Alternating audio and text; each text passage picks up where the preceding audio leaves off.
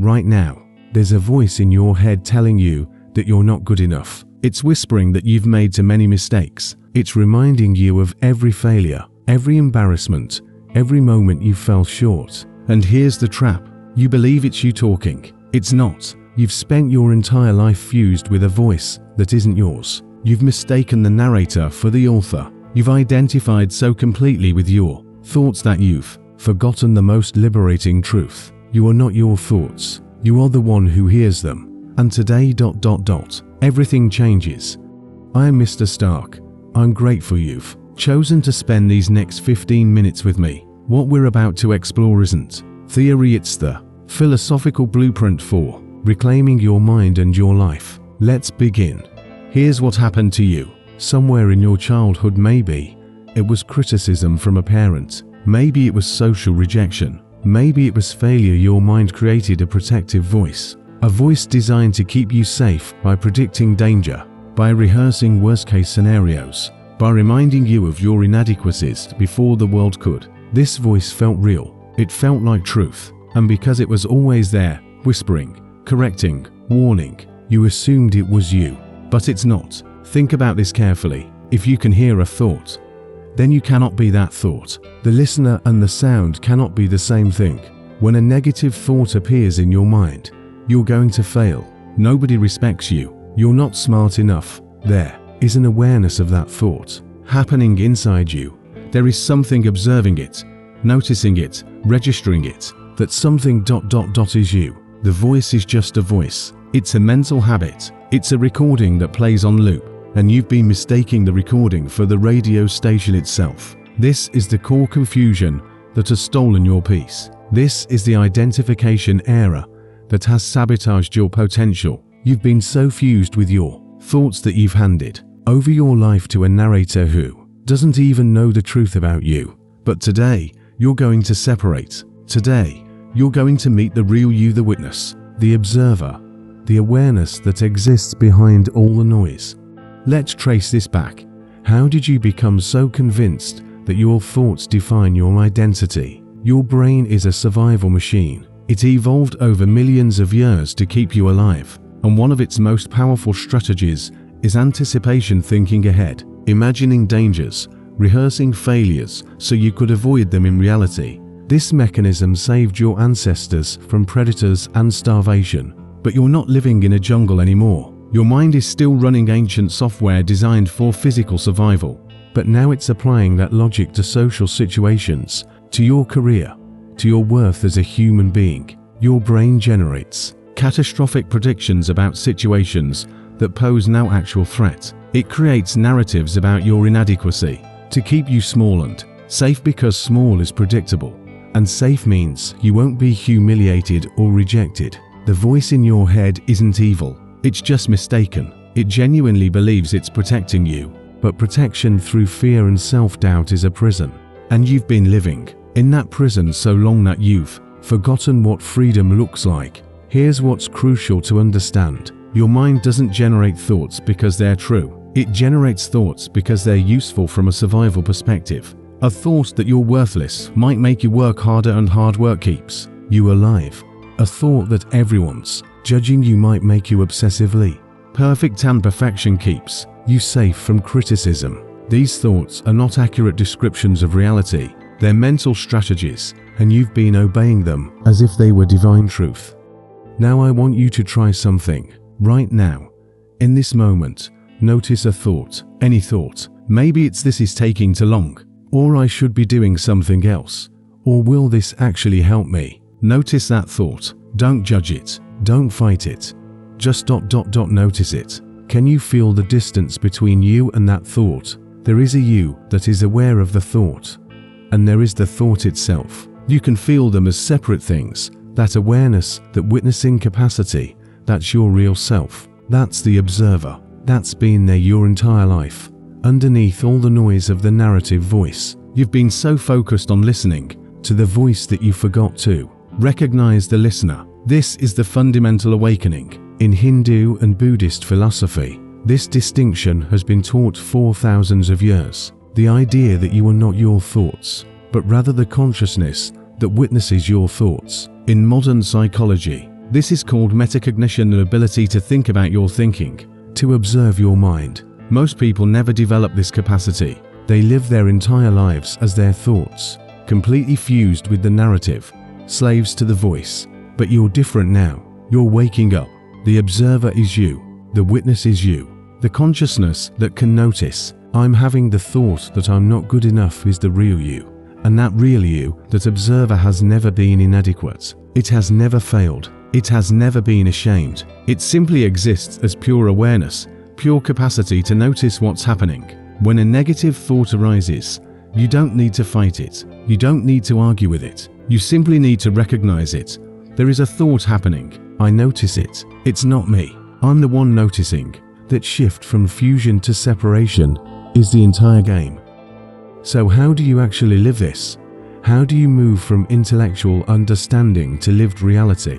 This is where most motivational advice fails. People hear the philosophy and think, okay, great, I'm the observer. And then they go back to their life and immediately get fused with the next anxious thought. You need a practice. Here's the framework. I call it the 3-step separation. Step 1. Notice and name. When a negative thought appears, and it will, constantly don't ignore it and don't resist it. Simply notice it and name it. There's the thought that I'm going to fail. There's the story about being judged. There's the prediction of rejection. You're creating distance through language. You're making the thought an object you can observe rather than the subject you are. Step 2. Recognize the source. Ask yourself, where did this come from? Is this based on fact? Or is this my protective mind trying to keep me safe? Most negative thoughts come from ancient survival programming, not from reality. When you recognize the source, when you understand it's your mind's attempt to protect you, you can thank it for trying and then release it. Step 3. Return to the observer. Bring your attention back to the present moment, back to your breath, back to what you're actually doing right now. The observer doesn't live in the past, where regret lives, or the future, where anxiety lives. The observer lives here, now.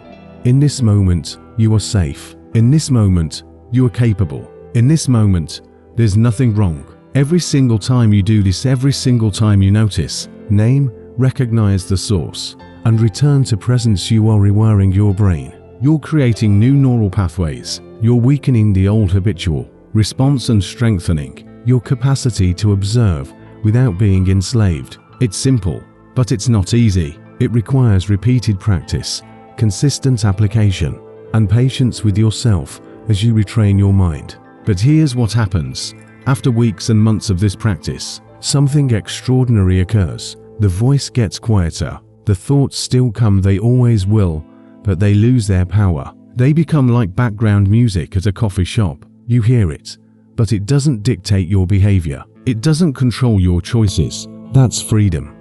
Here's what changes everything. Once you separate from your thoughts, you recover your choice. For years, you've been operating under the illusion that you don't have a choice. When the voice says you're going to fail, you believed you had to listen and act accordingly, which means you don't try, you don't risk, you don't pursue your goals. When the voice says everyone's going to judge you, you believed you had to stay quiet, stay small, stay invisible. You thought the thoughts were commands, but they're not. They're just thoughts, sounds in your mind, electrical impulses in your brain. You always had a choice. You just didn't know it. This is the radical freedom that arrives when you become the observer. You notice the thought, and then here's the key part: you get to decide whether to believe it, act on it, or simply let it pass. Someone cuts you off in traffic. Immediately, a thought appears. That person is disrespecting me. I should be angry. The old version of you, the fused version, would feel that anger is inevitable. You'd be angry because the thought told you to be angry. But the observer version of you can notice there's a thought about disrespect. There's an impulse toward anger. I notice both of these, and I choose not to follow that impulse. I choose to stay calm. I choose to let it go. You have that power. You've always had it. Or in bigger situations, you're sitting in a meeting at work. A thought appears. Everyone thinks you're an idiot. You shouldn't speak up. The old version of you would obey that thought and stay silent, reinforcing your own sense of inadequacy. But the observer version of you can notice there's a thought predicting judgment. There's anxiety about speaking. I notice both, and I choose to speak anyway. I choose to take the risk. I choose to act according to my values, not according to my fear. This is the power that was always available to you. It was hidden under years of identification with your thoughts, but it's still there, and now you're recovering it. Every time you observe a thought and choose a different action, you're proving to yourself that you're not your thoughts. You're demonstrating that you have agency. You're rewriting the story of who you are. That story, the one where you're small, inadequate, helpless, that was never the true story. It was just a narrative your mind created to keep you safe, and you've been fused with it so long that you believed it was your biography. But your real biography is being written right now, and it's a story of an observer who is waking up to their own power. Let me paint you a picture of what your life becomes. When you fully embody this understanding, you wake up one morning and a familiar negative thought appears. But instead of identifying with it, instead of letting it dictate your day, you notice it. You smile internally and think, oh, there's that old voice again, trying to keep me safe. And then you let it pass like a cloud moving across the sky. You go to work. You're in a meeting. You have an idea. In the past, anxiety would have stopped you. They'll think it's stupid, the voice would say. But now you notice the thought, acknowledge it, and speak anyway. Your idea actually gets used, and something shifts in you. You prove to yourself, once again, that the voice was lying. You see an old friend's social media post. They've achieved something impressive. The comparison spiral begins. You're falling behind. You're not successful enough. Everyone's doing better than you. But the observer in you catches it. You notice, there's the comparison thought. There's the inadequacy narrative. I see it. It's not true. I'm on my own path. And you feel genuine happiness for your friend, without it diminishing your sense of self-worth. A conversation goes wrong. Someone misunderstands you, and the voice immediately activates. You always mess things up. You can't communicate properly. You're fundamentally flawed. But you pause. You observe. You recognize this as the protective voice trying to protect you from shame. And instead of spiraling into self-criticism, you simply reach out, clarify the misunderstanding, and move forward. Over time, weeks, months, years, your entire relationship with your mind transforms. The voice doesn't disappear. Negative thoughts still arise, but they lose their hypnotic power. They become like a chattering roommate who you've learned to ignore. They're just noise. They're not truth. They're not you. And in that freedom, in that separation, something remarkable awakens. Your actual self, not the anxious, inadequate self that the voice created, but the real you, the observer, the consciousness that is naturally capable, naturally worthy, naturally whole. This version of you doesn't need validation from the outside world because you're no longer fused with a narrative that tells you you're incomplete. You can pursue your goals from a place of authentic desire, not from fear-driven desperation. You can take risks because you're not terrified of the voice's predictions anymore. You can be vulnerable because you understand that vulnerability is courage, not weakness. This is the new reality that awaits you, not someday. Starting now, with the very next thought that arises.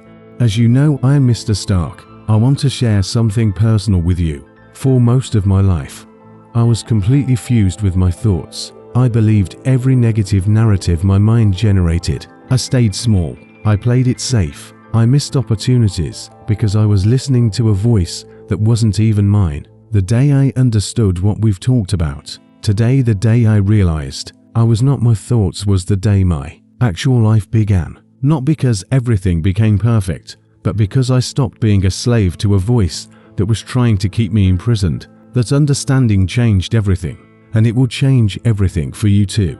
But only if you practice it, only if you commit to noticing, separating, and choosing differently. This isn't a one-time download. This is a daily practice. Every single time you notice a negative thought and choose not to believe it, you're rewiring your brain. You're proving to yourself that you're free. Pause. So here's what I want you to do. Starting today, commit to the 3-step separation. Notice, name, return to presence. Do this whenever you catch yourself fused with a negative thought. Keep a journal. Write down the negative thoughts you notice and how you responded to them. Track your progress. Celebrate each moment you separated instead of identified. Share this with someone. If this message resonated with you, share it with someone who's struggling with the same patterns. Helping others understand this truth will deepen your own understanding, and come back to this message whenever you need a reminder.